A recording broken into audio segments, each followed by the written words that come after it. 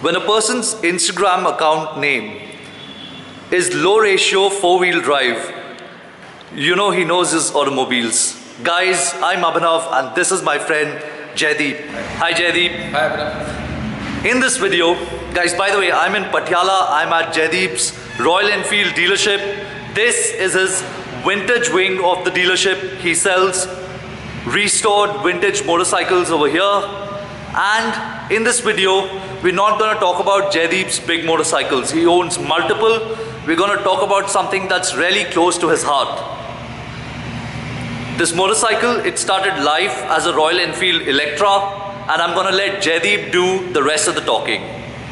So this is, I think, the second Enfield in our family. The first one was an Electra that my brother bought when he started his 11th grade. This is what I got when I started my 11th grade. What year was that? 2007. Yeah, 2007. Wow. So this bike was bought brand new. It has a 4-speed drum brake 350cc Electra. This color was called the Magic Black.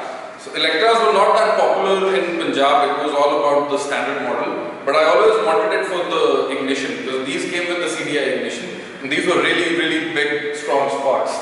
So this bike, I think I have changed almost everything. This is what I call the sleeper look. It doesn't, it's not that loud, no loud modifications that stand out. But everything from the front till the tail lamp is actually changed and custom. So I'll start here. Back in the day, Enfield didn't have these Bibri kits. Precol was the supplier for disc brakes for Royal Enfield. So first mod was this leg was purchased separately and this complete disc brake unit was added. What is this leg? Which motorcycle did this come on? This used to come on the 5-speed Electra back then. It used to be a dual-tone tank motorcycle. Right. It used to come with a disc brake. So this leg was bought as a spare part and the complete disc brake with the master cylinder. I think this used to be like 7,000 rupees back in the day. That was a lot of money back then. Yes, it was a lot of money. So first change was we added the disc brake. Secondly, the front was downsized to an 18-inch. These used to come with a 19 front and rear. So this is running a front and rear 18-inch rim for better tire options. Right. I think this would be the third or fourth set of tires on this bike. Wow. Initially, we went with the Michelin Serac. That Right. was the best tire back in the day. We were running a 90 in the front and a 120 in the back. Wow. You don't get a 120 now, it's only 110 these days. The next mod was a clear glass headlamp beam from an Ambassador. This is an Autopile unit. This was installed back in 2007 itself. And it's running a Morimoto HID that one of my cousins bought from the US, I think. And the other was this Delhi-made Smith's replica. So it looks like the actual Smiths, but it works like the actual Smiths, but this is a kilometers per hour unit. Right, So instead of miles. Yeah, this has been repaired a couple of times. These don't work that great, but I don't want to change it. I just want to keep it. Then was the smaller handlebar. So it's got a narrow handlebar and a leg guard from the army motorcycles. These used to be the heaviest leg guards back in the day. We've done a lot of touring on this motorcycle.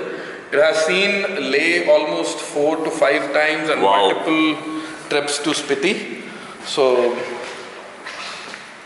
the next change,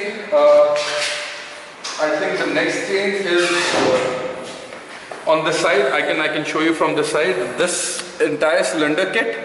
So what we did was, this was a 350cc. It was bored up to 500. This is basically a stroker unit that we're running.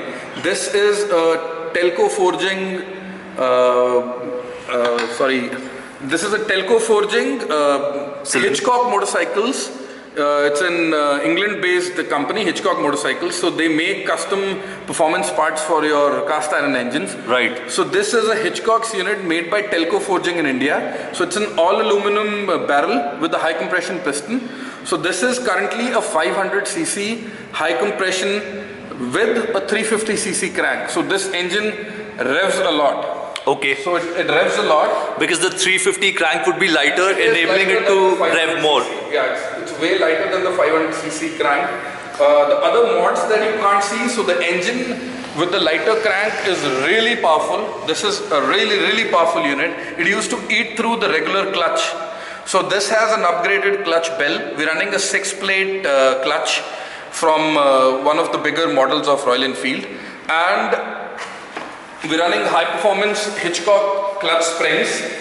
Then if you come to this side, this is a VM32 carb. The regular 350cc used to come with a 24mm carb. This is an upsize. We've upsized it to 350cc. Upsized it to 32mm. This is a Mikuni VM34 32, and this is a Jugaad choke back in the day, because these used to work with the cable choke. And this came from a set of 4 carbs that work in a line. Wow. So I took one, and others were fitted on other project bikes as well.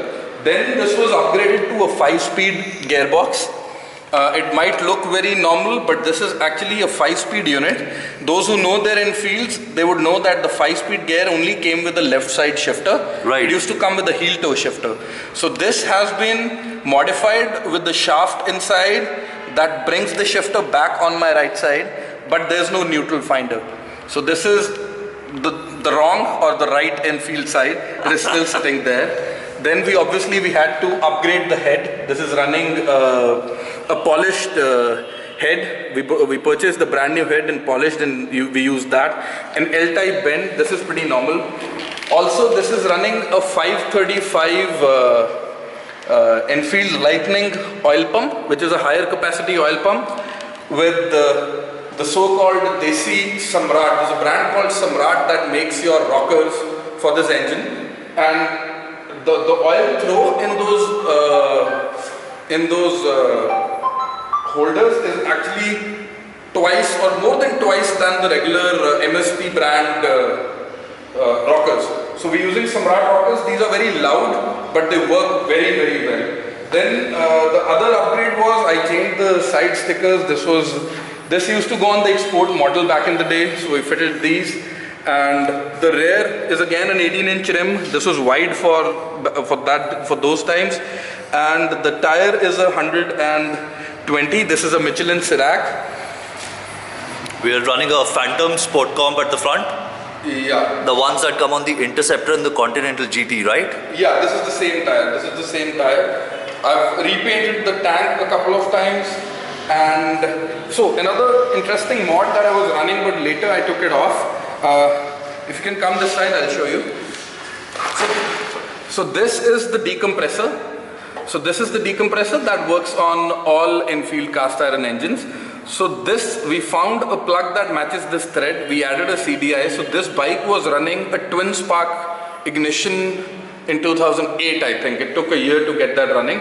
So this was running a twin spark ignition with a Thunderbird lifter that sits there, because obviously you have to decompress the engine to start it. So the decompressor was running on this plate with custom made push rods. And sadly, the person who made those push rods for us, he passed away, so we couldn't really get those done again. And I had to come back to my single spark setup. But it used to run amazing. The idling used to feel very nice, and I think 2 years after that, Enfield also came up with a twin spark. So that's about it. I'm pretty sure there's a couple of things that have been done. Oh yes, that I was actually forgetting. So this bike, the initial acceleration used to be so good with the small sized sprocket that used to come with the 350cc. We had to make we had to get a custom front sprocket. And okay. I think this bike is currently running a 20-tooth front sprocket, which is like a +3 for the front.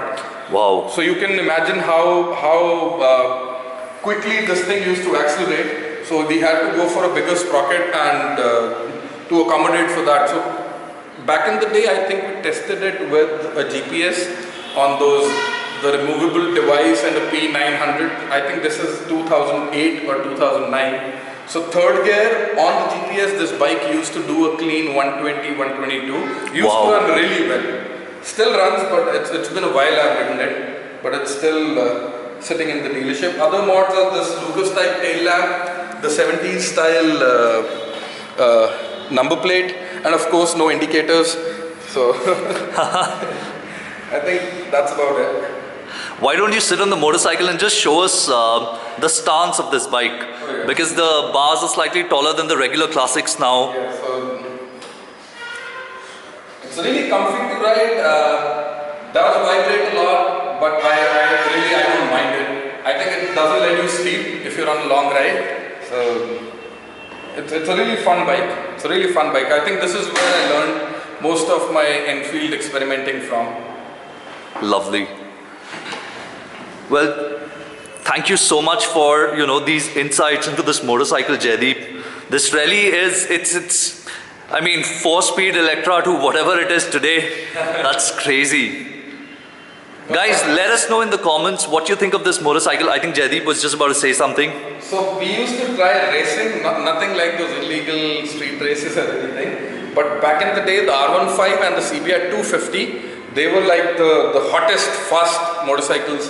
So even with a bad chain, this bike, I think the video is on YouTube. One of my friends had posted it. So this would eat up a CBR 250 or an R15. Wow. Yes, I think the first generation ones. Yeah, V1. Yeah. Yes, the first ones. And even with someone heavy as me, it was almost at par. But with a light rider, this would just fly. Wow. We've had a lot of fun. 80 kgs of luggage and a pillion and touring wherever. We've never had issues with this bike. A lot of people were doubtful that a lighter crank would, it would have issues and it'll give us trouble. But this bike, I think, ever since we've made it a big bore, it has done around 35 to 40,000 kilometers, and we've never worked on the engine. Wow. We've never worked on the engine. It's been running as it is. No changes as such to the engine. So it's been a trouble-free motorcycle for me. Nice. Does it have a working battery in it right now? I don't think so. It's been a while. We just cleaned it and it's been parked for a while. Right. So guys, probably we won't be able to start the motorcycle up. There's no battery, so we won't be able to start it up for you. But again, this is one of Jaideep's most favorite motorcycles, the one he talks about the most. All right. Thank you so much for watching. My friend Jaideep over here. I'm Abhinav. Thank you. Have a nice day. Bye-bye.